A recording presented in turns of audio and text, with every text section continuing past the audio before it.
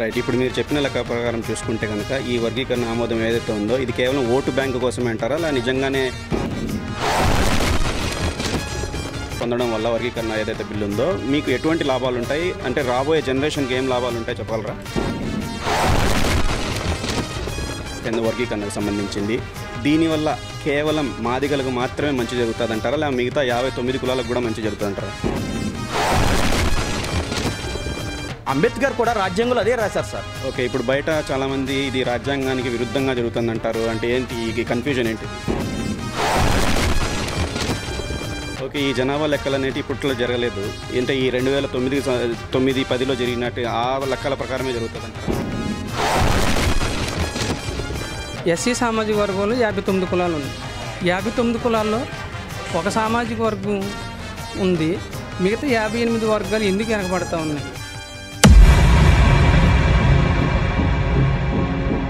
అస్సలాము అలైకుం వరహ్మతుల్లాహి వబరకాతుహు. అందరికీ నమస్కారం. జై భీమ్ సోదరులారా, మనం ఈరోజు సాల్మియాలో జరుగుతున్నటువంటి ఒక కార్యక్రమానికి వచ్చామన్నమాట. ఇక్కడ చూస్తున్నారు కదా, చాలామంది పెద్దవాళ్ళంతా ఒకసాట చేరారనమాట. అసలు ఏం జరుగుతుంది ఇక్కడ, ఏం మీటింగ్, ఎందుకు జరుగుతుంది అనేది మా బ్రదర్ ఇప్పుడు ఆయన మాటల్లో క్షుణ్ణంగా క్లీన్గా మీకు అందరికీ అర్థమయ్యేలా చెప్తారనమాట. నాకు తెలిసి కువైట్లో బహుశా ఫస్ట్ టైం అనుకుంటా ఇలాంటి ఒక కార్యక్రమం జరగడం. నమస్కారం సార్, జై భీమ్. నమస్తే సార్, జై భీమ్. అందరికీ ప్రత్యేక దేవులు అందరికీ హృదయపూర్తిగా అభినందనలు సార్.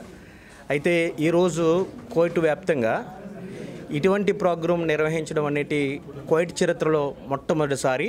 ఎందుకంటే ఇది మాదిగల యొక్క ఘన విజయం. ఇది రాజ్యాంగం యొక్క ధర్మాసనం ఏదైతే ఉందో అది మాకు ఆగస్టు 1వ తారీఖున ప్రజలు అందరూ కూడా మాకు మద్దతు పలికి, అదేవిధంగా ఎంతోమంది అమరవీరుల ప్రాణత్యాగం, దీనికి ముఖ్య కారకులు మా నాయకుడు, మా మాదిగల యొక్క మరి ఆరాధ్య దైవం మన్యశ్రీ మందకృష్ణ గారి యొక్క కృషి ఎంతో ఉందండి. మరి మేము ఒకప్పుడు చాలా అంటరాని పరిస్థితుల్లో పడి ఉన్నాము. మమ్మల్ని ఒరే మాదిగూడ అని చాలా హీనంగా మేము పక్కన కూర్చుంటే లేచిపోయే పరిస్థితులు, ఎక్కడికైనా ఒక మంచి కార్యక్రమానికి వెళ్దామనుకుంటే ఒరే మీరు అంటరాని వారా అని మమ్మల్ని చాలా చిన్న చూపు చూసి ఒక భయంకరమైన ఒక పశువుకిచ్చే విలువ కూడా మాకు లేకుండా అంటరాని తనానికి బందీనైపోయి ఉన్న సమయంలో డాక్టర్ బిఆర్ అంబేద్కర్ భారత రాజ్యాంగంలో ఏదైతే రాశారో ఏబిసిడి వర్గీకరణ జరిగితే అన్ని కులాలు బాగుపడతాయి. ఎస్సీ కేటగిరీలో 59 కులాలు ఉన్నాయి. ఈ 59 కులాలు కూడా లబ్ధి పొందాలంటే ప్రతి ఒక్కరు కూడా ఏబిసిడి వర్గీకరణ అనేది అమలవ్వాలి, అందరికీ సమపద్ధతిలో న్యాయం జరగాలి అనే ఒక మంచి సబ్జెక్టు ద్వారా సుప్రీంకోర్టులో గత నారా చంద్రబాబు నాయుడు గారు ఆంధ్రప్రదేశ్ సీఎంగా ఉన్నప్పుడు మరి ఉమ్మడి 2 తెలుగు రాష్ట్రాల్లో ఆయన ప్రధాన పాత్ర పోషిస్తూ ఒక సీఎంగా ఉన్నప్పుడు ఎస్సీ వర్గీకరణ అమలైంది. అయితే కొంతమంది స్వార్థపరులు ఇది మేమే తినాలి, ఇది మాకే దక్కాలి, ఇక మిగతా ఉన్న 58 కులాల వారు ఏమైపోయినా పర్వాలేదు, మేము బాగుంటే చాలు అనుకునే ఒక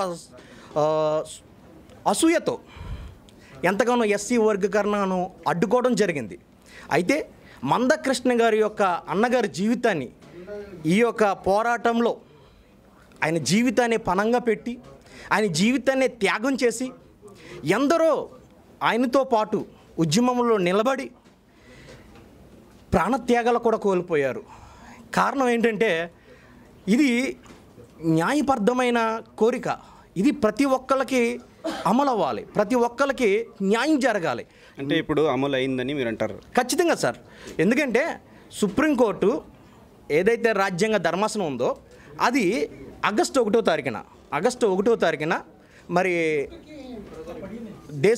రాష్ట్రాల వ్యాప్తంగా మీరు ఎస్సీ ఏబిసిడి వర్గీకరణ అమలు చేసుకోవచ్చు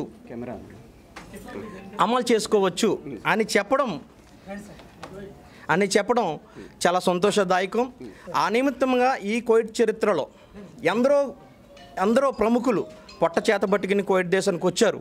అయితే ఈ రకమైన సభ లాంటిది, ఒక మంచి వాతావరణం లాంటిది ఎక్కడ జరగలేదు. కానీ ఒక విషయం చెప్తున్నా, మాకు ఈ యొక్క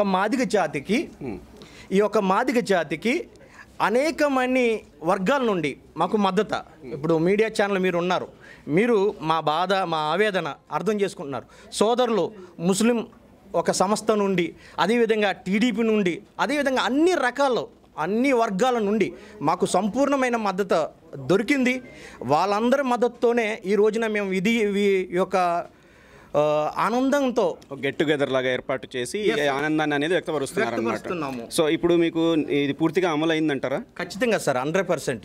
ఏమేమి అంటే ఈ రిజర్వేషన్ బిల్లు ఆమోదం పొందడం వల్ల, వర్గీకరణ ఏదైతే బిల్లు ఉందో, మీకు ఎటువంటి లాభాలు ఉంటాయి, అంటే రాబోయే జనరేషన్కి ఏం లాభాలు ఉంటాయి చెప్పగలరా? సార్, ఇప్పుడు చదువుకున్న వాళ్ళకి మరి ఉద్యోగాలు రావాలి, అది ఎక్కడున్న రూల్. అయితే ఇందులో ఎస్సీ వర్గీకరణ కేటగిరీకి సంబంధించి ఎస్సీ మాల అనే ఏ కేటగిరీ సెక్షన్ వాళ్ళు తీసుకుని వాళ్ళే లబ్ధి పొందుతున్నారు. మరి తర్వాత ఉన్న బి కావచ్చు, సి కావచ్చు, డి కావచ్చు, వీళ్ళందరూ కూడా మరి ఉద్యోగాల ఫలితాలు పొందట్లేదు. అంటే ఇప్పుడు దాకా పొందలేదంటారా? ఖచ్చితంగా పొందలేదు సార్.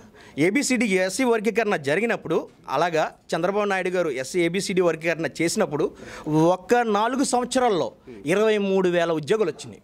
ఎవరికి వచ్చాయి? ఎస్సీ మాదిగా, అదేవిధంగా బడుగు బలహీన వర్గాలకి ఏవైతే ఉన్నాయో, డక్లీ కావచ్చు, చిందు కావచ్చు, పాకీ కావచ్చు, లేదా ఇంకా ఏదైతే ఎస్సీ కేటగిరీకి వస్తున్నాయో వాళ్ళందరికీ కూడా సమాన హక్కులు వచ్చాయి. Yes sir. దాని నిమిత్తాన ఏంటంటే ఇది సమబద్ధం. అంబేద్కర్ కూడా రాజ్యాంగంలో అదే రాశారు సార్. ఓకే, ఇప్పుడు బయట చాలామంది ఇది రాజ్యాంగానికి విరుద్ధంగా జరుగుతుందంటారు. అంటే ఏంటి ఈ కన్ఫ్యూజన్ ఏంటిది సార్? అంటారు సార్, ఎందుకంటారు? ఇప్పుడు ఏంటంటే అన్యాయం జరుగుతున్న వాడు ఆవేదన అనేది చాలా ఒక ఇబ్బంది పరిస్థితుల్లో ఉంటుంది. కడుపు నిండినవాడు ఎన్నెన్ని చెప్తాడు ఏం సార్?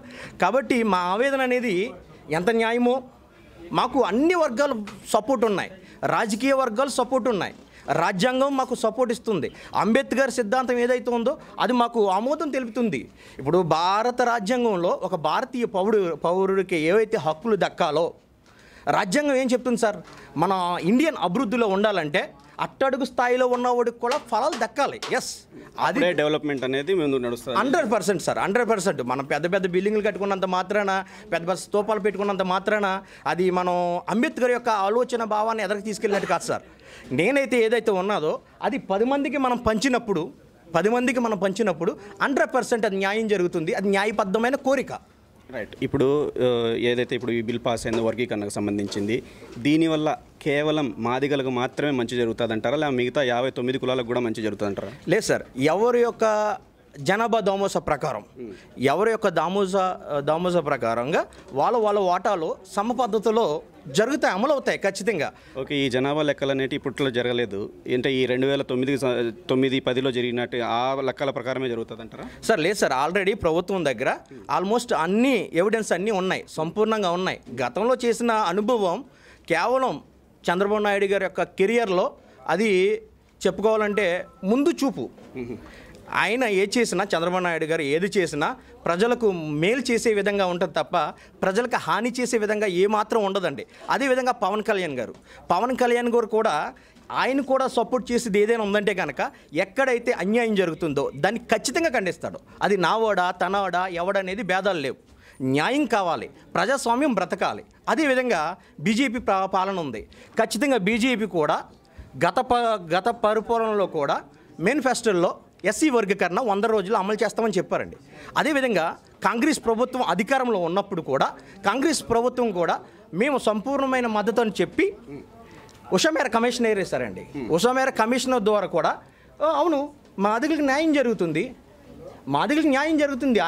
ఆయన మాదిగలతో తక్కువగా ఇంకా ఉన్న 58 కులాలు వాళ్ళకు కూడా అన్యాయం జరుగుతుంది, కాబట్టి వాళ్ళకి న్యాయం జరగాలి అనుకుంటూ ఇప్పుడు చంద్రబాబు నాయుడు గారు కావచ్చు, మన డిప్యూటీ సీఎం గారు పవన్ కళ్యాణ్ గారు కావచ్చు, ఇంకా తదితరులు అందరూ కూడా, తెలంగాణ రాష్ట్రం ఉందండి, తెలంగాణ స్టేట్ ఉంది, అక్కడ రేవంత్ రెడ్డి గారు కూడా నేను సంపూర్ణమైన మద్దతు ప్రకటిస్తున్నాను. ఈ యొక్క ఏదైతే ఉందో ఏబిసిడి వర్గీకరణ సుప్రీంకోర్టు ఏదైతే ఇచ్చిందో తీర్పు, దాన్ని నేను సంపూర్ణంగా స్వాగతిస్తున్నాను అన్నారు. కారణం ఏంటి? ఆయన కూడా కాంగ్రెస్లో ఉన్నప్పుడు మా కోసం ఢిల్లీ కూడా వచ్చారు. అలాగా మా కోసం, మా వర్గం కోసం, మా బడుగు బలహీన వర్గాల కోసం అనేక మంది కులాల నాయకులు ఈ రోజున మాదిగోళ్ళ దగ్గర ఆర్థిక సహాయం అనేది లేదు సార్, ఉండకపోవచ్చు కూడా, కానీ మమ్మల్ని ప్రోత్సహించింది. మాకు బళ్ళు కావాలన్నా, మాకు ఏ విధమైన మాకు వసతులు కావాలన్నా, ఒక నిరాహార దీక్ష జరుగుతున్నప్పుడు ఒక టెంటలు కావచ్చు, కుర్చీలు కావచ్చు, అక్కడ కావాల్సిన సామగ్రిని అంతా కూడా మరి ప్రజలే మాకు అందించారు. ఎందుకని? మా పోరాటంలో న్యాయం ఉంది. మా పోరాటంలో ఎక్కడ అన్యాయం అనేది లేదు. ఎందుకంటే మేము కోరుకునే న్యాయం 10 మందికి ఉపయోగపడాలి సార్, ఇదే మా ఆకాంక్ష. రైట్. అంటే ఇప్పుడు ఈ ఎస్సీ ఎస్టీ కులాలు ఏవైతే ఉన్నాయో 59 కులాలు ఉన్నాయన్నారు. అంటే కేవలం ఈ మాల అనేవాళ్ళు మాత్రమే మీకు సపోర్ట్ చేయడం లేదా, అలా మిగతా ఎవరన్నా కూడా అలా అంటే మీకేమనిపిస్తుంది? లేదు సార్, మాల అంటే అందరూ కాదు, మాలల్లో కూడా మాకు సంపూర్ణమైన మద్దతు ప్రకటించే వాళ్ళు చాలామంది ఉన్నారు సార్, చాలామంది ఉన్నారు. ఎందుకంటే మా ఆవేదన ఏంటనేది వాళ్ళకి తెలుసు, మా బాధ ఏంటనేది వాళ్ళకి తెలుసు. మేము ఎంత వివక్ష గురవుతున్నామో అంటే ఎస్సీల్లో కూడా ఒకప్పుడు అగ్రవర్ణాల్లో ఎస్సీలని ఇందాక మీకు ప్రారంభంలో చెప్పినప్పుడు మమ్మల్ని చాలా నీచంగా చూసేవారు, ఒక పశువుల కంటే కూడా ఒక హీనంగా చూసేవారు. కానీ ఈ రోజున వివక్ష అనేది ఎక్కడో లేదు, మాలో మాకు వచ్చేసింది. పైపెచ్చు అరే తమ్ముడు, అరే అన్నయ్య, మనిద్దరం ఒకే మంచం ఒకే కంచం అంటున్నారు. అది మాటల్లో తప్ప చేతల్లో లేదు. Yes sir. సో ఎప్పుడైతే ఈ వర్గీకరణ బిల్లు పాస్ అయిందో ఆ తర్వాత ఎవరెవరి నిజస్వరూపాలు అనేవి బయటపడ్డాయంట. ఖచ్చితంగా. ఎందుకంటారా, మా నాయకుడు ఒక విషయం చెప్తున్నాను అంటే, మా నాయకుడు మందకృష్ణ మాదిగ గారు ఏదైతే ఉందో, ఆయన 30 సంవత్సరాల నుంచి ఆయనకి ఎన్నో పోస్టులు వచ్చినాయి, ఎన్నో పదవులు వచ్చినాయి. వాటన్నిటిని కూడా నా జాతి కంటే ఏది ముఖ్యం కాదనుకున్నాడు ఆయన. కానీ కొంతమంది మాల సోదరులు ఉన్నారు, వాళ్ళు కాంగ్రెస్కి అదే పరిగెడతారు, పార్టీలో ఒక పదవి కావాలని. ఆ సేమ్ టైం అక్కడి నుంచి వచ్చేసి మళ్ళీ వెంటనే చంద్రబాబు నాయుడు గారు కాళ్ళ మీద పడిపోతారు. ఎందుకని? ఒక పదవి కావాలని. ఆ సేమ్ టైం అవసరమైతే చంద్రబాబు నాయుడు గారు ఒకవేళ ఛాన్స్ లేదంటే మళ్ళీ జగన్మోహన్ రెడ్డి దగ్గరికి పరిగెత్తిపోతారు. రైట్. ఇప్పుడు మీరు చెప్పిన లెక్క ప్రకారం చూసుకుంటే కనుక ఈ వర్గీకరణ ఆమోదం ఏదైతే ఉందో ఇది కేవలం ఓటు బ్యాంకు కోసమే అంటారా, అలా నిజంగానే అందరికీ డెవలప్మెంట్ అవసరం అని చెప్పి పాస్ చేసిన బిల్లు అంటారా? లేదు సార్, ఓటు బ్యాంక్ కోసం అయితే నరేంద్ర మోడీ గారు మరి గత 2019 ఎలక్షన్లో ఆయన ఎక్కడా కూడా వచ్చి నేను వర్గీకరణ చేస్తానని బహిరంగంగా సభలో పెట్టింది లేదు, చెప్పింది లేదు. అయితే మరి నవంబర్ 11 యశోరూప మహాసభకి ఆయన దేశ ప్రధాని వచ్చి మాదిగల యొక్క ఆవేదన చూసి వాళ్ళ ఏ స్థాయిలో ఆవేదన పడుతున్నారో అని చెప్పి ఆయన కూడా ఏమని చెప్పారంటే, నేను కూడా ఒక సైనికుడిగా పోరాడతాను, మందకృష్ణ నా చిన్న తమ్ముడు అంటూ చెబుతూ ఆయన అలంగనం చేసుకుని మరి ఎంతగానో ప్రేమ చూసి ప్రపంచ మీడియా చూసిందే సార్. మా ఆవేదన ప్రపంచ మీడియా చూసిందంటే మరి దేశ ప్రధాని వచ్చాడంటే మా ఉద్యమంలో న్యాయం ముందు పట్టే కదా సార్. జై భీమ్ అన్న. జై భీమ్. మీ పేరు?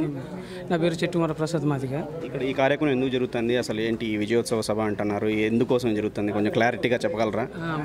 అన్న, ఇది విజయోత్సవ సభ ఎస్సీ వర్గీకరణకు సంబంధించినటువంటి విజయోత్సవ సభ అభినందన సభ కింద దీన్ని ఈరోజు కువైట్లో పెట్టడం జరిగింది, ఈ సాల్మియా ప్రాంతంలో. దీనికి గల ముఖ్య కారణం ఏంటంటే ఎస్సీ వర్గీకరణ అనేది విజయవంతంగా ఆగస్టు 1వ తారీఖున సుప్రీంకోర్టు తీర్పు ఇవ్వడం జరిగింది.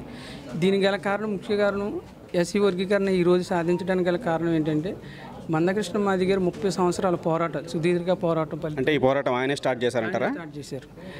ఈ మాదిగల కోసం, మాదిగ ఉపకారాల కోసం స్టార్ట్ చేసింది ఎవరన్నా, ప్రారంభించింది ఎవరంటే అది దేశవ్యాప్తంగా అయినా సరే, రాష్ట్ర వ్యాప్తంగా అయినా సరే, ఉమ్మడి రాష్ట్రాలు ఉన్నప్పటికైనా సరే కృష్ణ మాదిగ గారు, మంజశ్రీ మందకృష్ణ మాదిగ గారు ఇది మొదలుపెట్టారు. ఎందుకు ఇది మొదలుపెట్టారంటే ఎస్సీ సామాజిక వర్గంలో 59 కులాలు ఉన్నాయి. 59 కులాల్లో ఒక సామాజిక వర్గం ఉంది, మిగతా 58 వర్గాలు ఎందుకు వెనకబడతా ఉన్నాయి అని ఒక దాని మీద ఆయన పరిశీలన చేసి అంతకు ముందుగానే 1964లో లోకూర్ కమిషన్ అనేటువంటిది కాంగ్రెస్ హయాంలో జరగడం జరిగింది. అది అందరికీ తెలిసినటువంటి విషయం. ఆ తర్వాత ఇలా కమిషన్లు వస్తున్నాయి కానీ న్యాయం జరగట్లేదు, అంటే పట్టించుకునేటువంటి వ్యక్తులు లేరు. అంటే ఇప్పుడు ఏం న్యాయం జరిగిందంటారు ఈ వర్గీకరణతో? ఈ వర్గీకరణ వల్ల ఖచ్చితంగా న్యాయం జరిగినట్టు. అదే ఎటువంటి ఫలాలు మీరు పొందబోతున్నారు అన్నమాట? అంటే దీన్ని ఏబిసిడి కేటగిరీగా దీన్ని విభజించారు. ఓకే, ఏబిసిడి కేటగిరీ విభజిస్తే చాలా, దీనివల్ల మీకేంటి లాభం? ఇప్పుడు ఉన్నటువంటి 15% రిజర్వేషన్ ఒక వర్గంగా పోతా ఉందనేది అందరికి తెలిసినటువంటి విషయం. దాని మీద ఏబిసిడి కేటగిరీ ఎందుకంటే 58 కులాలు వెనకబడినటువంటి ఏబిసిడి కేటగిరీలో దీన్ని నియమించారు. ఏ కేటగిరీలో రెల్లి ఇలాంటివి వస్తూ ఉంటాయి, బి కేటగిరీలో మాదిగి, సి కేటగిరీలో మాల, ఇలాగ డి కేటగిరీలో వేరే ఇతర ఇలా వస్తున్నాయి. ఇదేంటంటే రెల్లి కేటగిరీకి వచ్చేటప్పటికి 1% వచ్చింది మొదటి స్థానం ఏ కేటగిరీ. మాదిగలకు బి కేటగిరీ. రిజర్వేషన్ పరంగా ఎన్ని పర్సెంట్ అంటే జనసంతృప్తి ఎంత ఉంటే అంత. సో ఇంకా అది తెల్ల ఎవరికి అన్యాయం జరగదు ఇందులో. 59 కులాలకి ఎవరికి కూడా అన్యాయం జరగదు. ప్రతి ఒక్కరు కూడా ఎవరైతే సోదరభావంగా ఉన్నారో అది దీంట్లో అసలు మోసపోయేటువంటి అవకాశమే లేదు. ఎందుకంటే ఒక కేటగిరీ అనేటువంటిది ఏర్పడిపోయిన తర్వాత దీన్ని ఎలాగా మోసం జరిగిద్ది? రైట్. అంటే ఇప్పుడు బయట కొన్ని వార్తలు వినిపిస్తున్నాయి అన్నమాట, ఇది రాజ్యాంగానికి విరుద్ధంగా జరుగుతుందని. మీరేమో కాదు రాజ్యాంగబద్ధంగానే జరుగుతుంది అని అంటున్నారు. అది ఏంటి, క్లారిటీ ఇస్తారు? రాజ్యాంగ విరుద్ధంగా జరిగితే ధర్మాసనం సుప్రీంకోర్టు 7 జడ్జీలతో ఎందుకు నిర్ణయం తీసుకుంటుంది? సూపర్, క్లాప్స్ అన్న ఒకసారి. అదొక మాట. ఇంకొక మాట ఏంటంటే నిజంగా చట్ట విరుద్ధమో లేకపోతే రాజ్యాంగ విరుద్ధమో అంబేద్కర్ భావజాలకు విరుద్ధం అనుకుందాం. అయితే అంబేద్కర్ ఇందులో రాజ్యాంగంలో పొందుపరిచారు. రాజ్యాంగం నిర్మించినప్పుడే 10 సంవత్సరాల రిజర్వేషన్ కేటగిరీ ఇందులో చేయడం జరిగింది. అది ఎందుకు 10 సంవత్సరాలు చేశారంటే ఎవరైతే అనగారినటువంటి వర్గాలు ఉన్నాయో, వెనకబడినటువంటి వర్గాలు ఉన్నాయో వాళ్ళు అభివృద్ధి చెందాలి. అభివృద్ధి చెందిన వాళ్ళు తప్పుకోవాలని కూడా రాజ్యాంగంలో ఉంది. మరి అది ఎందుకు అమల్లోకి తీసుకుంటలేదు? అంటే ఇప్పుడు ఆల్రెడీ అభివృద్ధి పదంగా ఉండే వాళ్ళకు 10 years మాత్రమే ఆడ లిమిటెడ్ టైం ఉంటుంది. దాని తర్వాత వెనుకున్న వ్యక్తికి ముందుకు వెళ్ళే అవకాశం ఇవ్వాలి. ఇది రాజ్యాంగంలో ఉంది. సో అది జరగకుండా ఇన్ని రోజులు ఈ 30 సంవత్సరాలు గడిచిపోయాయి. 30 సంవత్సరాలు ఈ రాజ్యాంగం ఏర్పడినప్పటి నుంచి అదే జరుగుతుంది. సో ఇప్పుడు నెక్స్ట్ ఈ ఆగస్టు 1వ తేదీకి ఏదైతే వర్గీకరణ బిల్లు ఆమోదం జరిగిందో ఇప్పుడు మీకు అమల్లోకి వచ్చినట్లేనా? ఇది అమల్లోకి వచ్చినట్టే. అయితే కొంతమంది రాష్ట్ర ప్రభుత్వాలు కూడా వీళ్ళందరూ కూడా ఆమోదించారు. ఇటు నారా చంద్రబాబు నాయుడు గారు మన ఆంధ్రప్రదేశ్లో కానీ, తెలంగాణలో రేవంత్ రెడ్డి గారు కానీ, అలాగే మన ఏంటి పంజాబ్లో కానీ, అలాగే కర్ణాటకలో కానీ ప్రతి రాష్ట్రంలో కూడా దీన్ని ఆమోదించారు. అంటే చీఫ్ మినిస్టర్ల ఆమోదం, అందరూ కూడా దీనికి అనుకూలంగా ఉన్నారు ఈ నిర్ణయానికి. Okay, right. మీ కమిటీ మెంబర్స్ని ఒకసారి పరిచయం చేస్తాను. ఈయన మా కమిటీ ఎన్ఆర్ఐ ఎంఆర్పిఎస్ మంజేశ్వరి మందకృష్ణ మాది గారి హెల్పింగ్ ఫౌండేషన్లో ఈయన వచ్చేసి ఇన్ఛార్జ్. ఇన్ఛార్జ్. మీ పేరు? నా పేరు గడ్డం జయచంద్ర, అన్నమయ్య జిల్లా, రాయచోటి. ఆయన అధ్యక్షుడు కనిపావన జోసెఫ్ రాజు గారు. అదే ఫౌండేషన్కి కనిపావన జోసెఫ్ రాజు గారు ఆయన పేరు.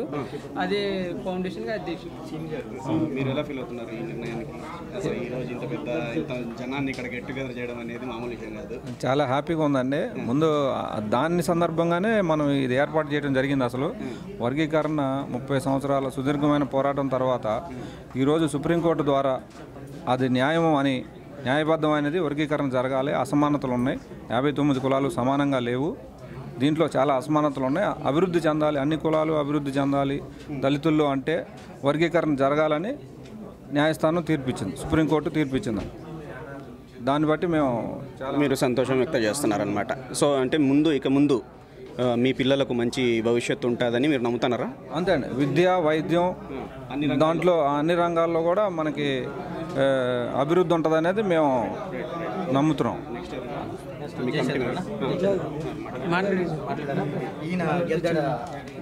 గెద్దాడి శ్రీనివాసరావు గారు, మల్కీపురం మండలం రాజోల్ మండలానికి ఎంఆర్పిఎస్ నాయకులు.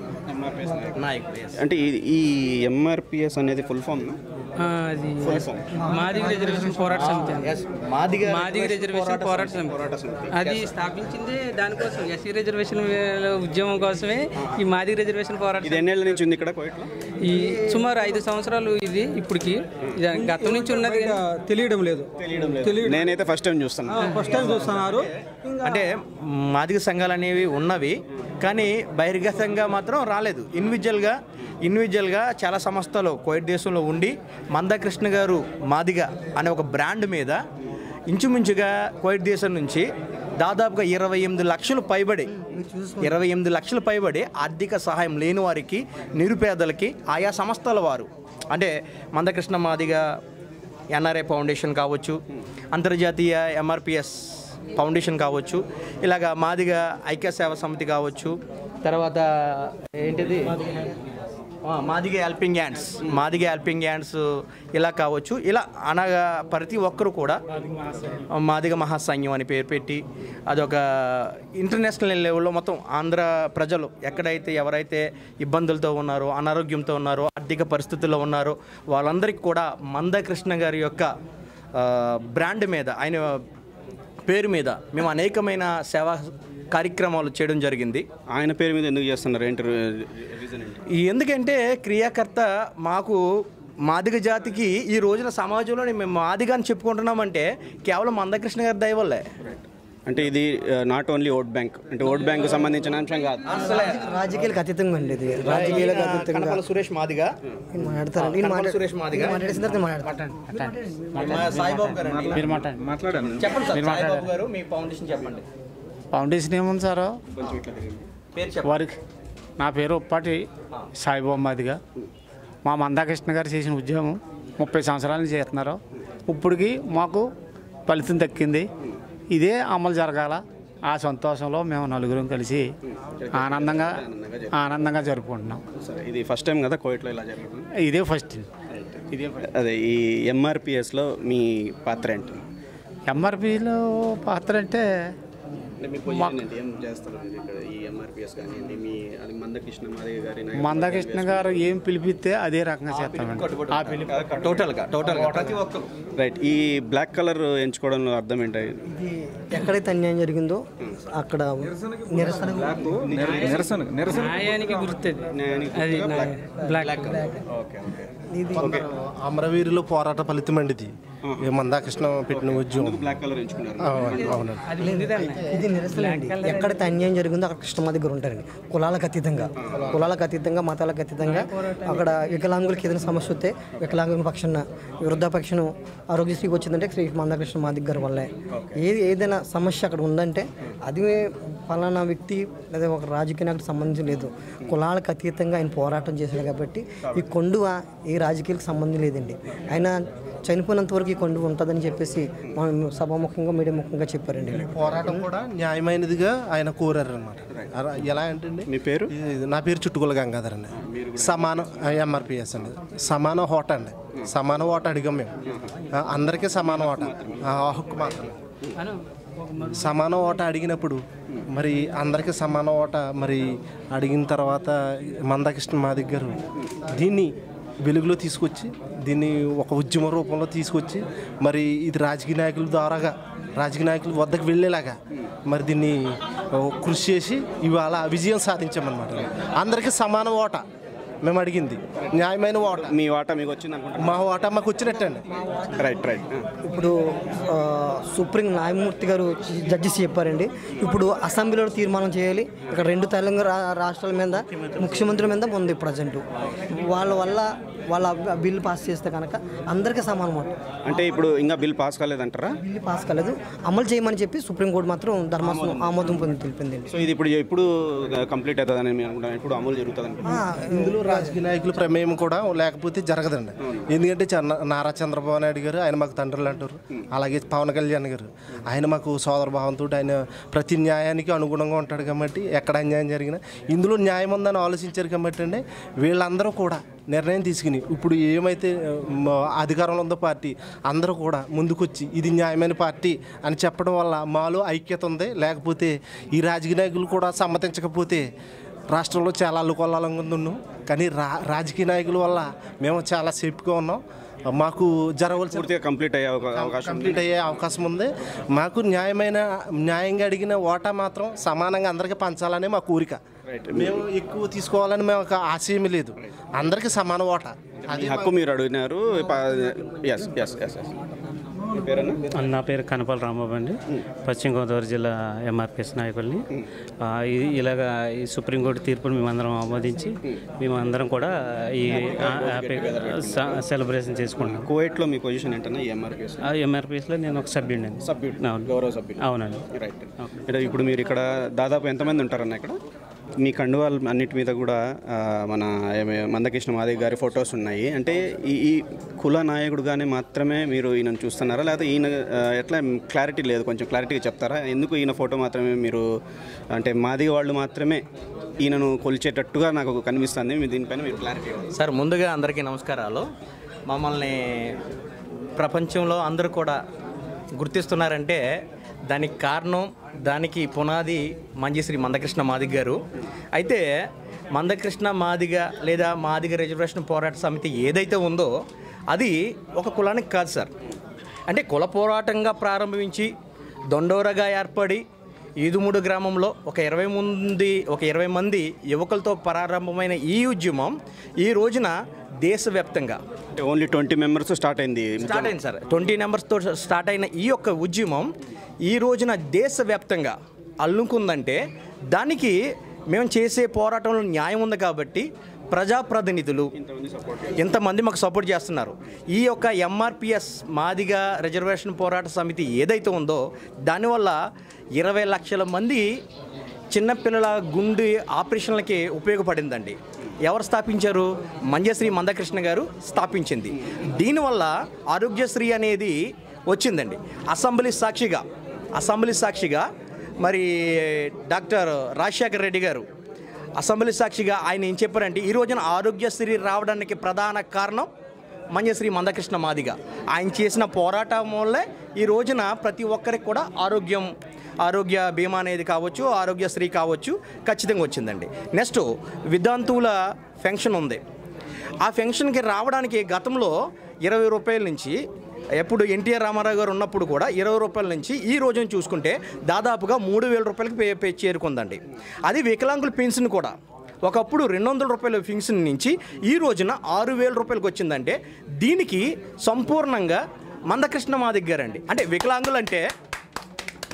వికలాంగులంటే కేవలం ఒక మాదిగ జాతిలోనే ఉండరు, అన్ని వర్గాల్లో ఉంటారు. కానీ అన్ని వర్గాలకు న్యాయం జరిగింది కదా. ఇప్పుడు పోరాటం అనేది మందకృష్ణ గారి ఆలోచన ఏదైతే ఉందో అది 10 మందికి చేరాలి. అదేవిధంగా ఏబిసిడి వర్గీకరణ కూడా అందరికీ అమలు అవ్వాలి. అది ఒక కులానికి అంకితం అయిపోయి ఒక కులాలలోనే లబ్ధి పొందుతుంటే మరి మిగతా వాళ్ళు ఏమైపోతారు? కాబట్టి ఈ ఉద్యమానికి ప్రతిఫలం మాకు దక్కింది. అందులోనే భాగంగా ఈ రోజున కోవిడ్ దేశంలో మరి ఒకసారి మీరు అలా చూసినట్లయితే మన ఇండియా ఎంబేసీ నుంచి కావచ్చు, అదేవిధంగా ముస్లిం సోదరులు కావచ్చు, టీడీపీ నాయకులు, జనసేన నాయకులు, అదేవిధంగా చాలా పెద్దలు ప్రముఖులు కోవిడ్ దేశంలో మీకు తెలుసు గలబ్ బాబాయ్ గారు, అదేవిధంగా మన జీలకర్ర మురళి సార్ గారు, వీళ్ళందరూ కూడా ప్రముఖులు అందరూ వచ్చారంటే ఇక్కడే కదా సార్ మాకు ఈ యొక్క ఆత్మీయత అనుబంధం ఏదైతే ఉందో ఈ రోజున మేము కూడా సమాజంలో గౌరవంగా బ్రతుకుతున్నామంటే మమ్మల్ని సోదరులుగా భావించుకుంటూ మాకు ప్రతి విషయంలో కూడా మమ్మల్ని ప్రోత్సహించే వాళ్ళు ఎవరున్నారంటే అన్ని వర్గాలు ఉన్నప్పుడు ఇంకా కొంతమంది నాయకులు కనబడట్లేదు, వాళ్ళని ఇన్వైట్ చేయలేదా? కొంతమంది నాయకులు అంటే సార్ ప్రజెంట్ కోవిడ్ దేశంలో ప్రముఖులు అందరూ పిలిచాం సార్. అంటే ప్రముఖులు అంటే ఇప్పుడు మీకు చెప్పినట్టుగానే అందుబాటులో ఉన్న వాళ్ళు మాకు అంటే కాదు, ప్రతి ఒక్కరు వచ్చారు కూడా. ఈ రోజున మీ ఛానల్ రావచ్చు, మీ ఛానల్ వచ్చింది. మరి కోవిడ్ దేశంలో మీ ఛానల్ స్టార్ట్ అయ్యి చాలా సంవత్సరాలు అయ్యి ఉండొచ్చు. మరి ఎప్పుడైనా మీరు ఇటువంటి ప్రోగ్రామ్ ఎప్పుడైనా వెళ్ళారా, రీచ్ అయ్యారా? లేదు. మీరు ఎందుకు వచ్చారు? మా మీద అభిమానంతో, ప్రేమతో. ఇలాగే సో మిమ్మల్ని అభిమానించేవారు మాత్రమే వచ్చారు ఇక్కడికి. ఖచ్చితంగా సార్. అంటే మా దాంట్లో న్యాయం ఉంది. మా ప్రేమ, మా బాధ, మా కష్టం వాళ్ళు చూసి అరే నా తమ్ముడు, నా సోదరుడు అని మా మీద ప్రేమతో వచ్చారు సార్ ఇక్కడికి. మీ ఇక్కడికి వచ్చిన వాళ్ళందరూ కూడా మేము వాహనాలు ఏర్పాటు చేయడం కానీ లేకపోతే ఇంకోటి కాదు సార్, మీరు రావాలి సార్ అంటే ఖచ్చితంగా ఆ విధంగా మీరు అందరినీ ఇన్వైట్ చేశారు. ఖచ్చితంగా సార్, ఖచ్చితంగా. కానీ అందరూ వచ్చారు సార్. అందుబాటులో ఉన్న వారిని అందరినీ కూడా ఇన్వైట్ చేశారు, అందరూ వచ్చారు.